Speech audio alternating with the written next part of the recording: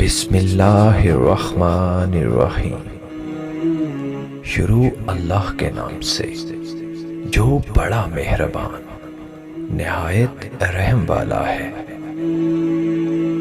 ہم لوگ نیک بننا نہیں، صرف نیک دکھنا اور نیک کہلانا چاہتے ہیں، اور یہ منافقت کا سب سے اعلیٰ درجہ ہے۔ کل کی فکر کیوں کرتے ہو؟ جب رب نے آج تک سنبھال لیا تو کل بھی سنبھال لے گا۔ سب سے بڑی جنگ تنہا بیٹھے شخص کا اپنے خیالات سے لڑنا ہے۔ جب لوگ آپ کا مقابلہ نہیں کر سکتے، پھر وہ آپ سے نفرت کرنے لگ جاتے ہیں۔ رزق اور موت کا خوف نہ رکھو، یہ اختیار صرف اللہ کے پاس ہے۔ بے شک نہ کوئی تمہارا رزق چھین سکتا ہے اور نہ ہی موت دے سکتا ہے سوائے اللہ تعالی کے۔ اگر زندگی کو ہمیشہ خوشیوں کے ساتھ گزارنا چاہتے ہو تو غم زدہ لوگوں کے غم سنا کرو، کبھی دکھی نہیں رہو گے۔ ایک انسان اگر یہ جانتا ہے کہ وہ سب کچھ نہیں جانتا، اسے کسی شے کا علم نہیں، تو قدرت اس کے سامنے خود کو عیاں کر دیتی ہے۔ یہ راز زندگانی ہے، خود سے خدا تک۔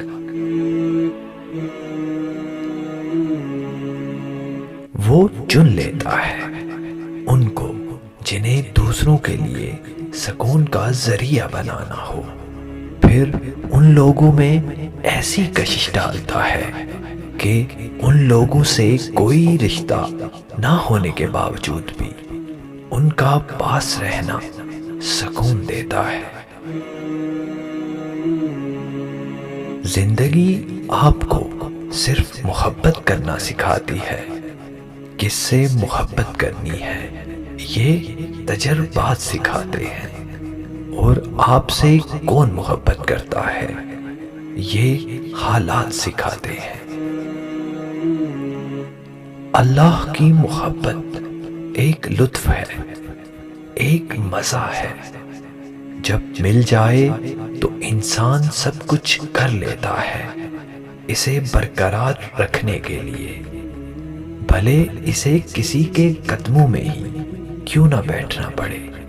انا ختم ہو جاتی ہے، پھر محبت ہی محبت ہوتی ہے۔ زندگی اس اذان سے شروع ہوتی ہے جس کی نماز نہیں ہوتی، اور اس نماز پر ختم ہوتی ہے جس کی اذان نہیں ہوتی۔ صرف غلط ہونے پہ ہی وضاحتیں نہیں دی جاتی، کئی بار ہم وضاحتیں اس لیے بھی دیتے ہیں کہ سامنے والا ہمیں عزیز ہوتا ہے۔ بوجھ صرف غلطیوں کا نہیں ہوتا، چاہتوں کا بھی ہوتا ہے۔ محبت میں مرد مشرک ہے اور عورت موحد۔ عورت ایک ہی خدا کو دل میں سجائے اس کو پوجتی ہے، جبکہ مرد چھوٹی چھوٹی بے شمار مورتیوں کو پوجتا ہے۔ لوگ صرف خود کے سگے ہوتے ہیں۔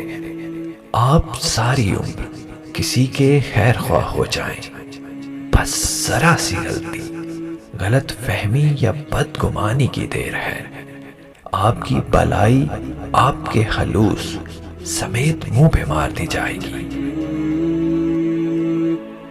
دوست کی غلطی ریت پر لکھو تاکہ پانی اسے مٹا دے، اور اس کے احسان پتھر پر لکھو تاکہ کوئی اسے مٹا نہ سکے۔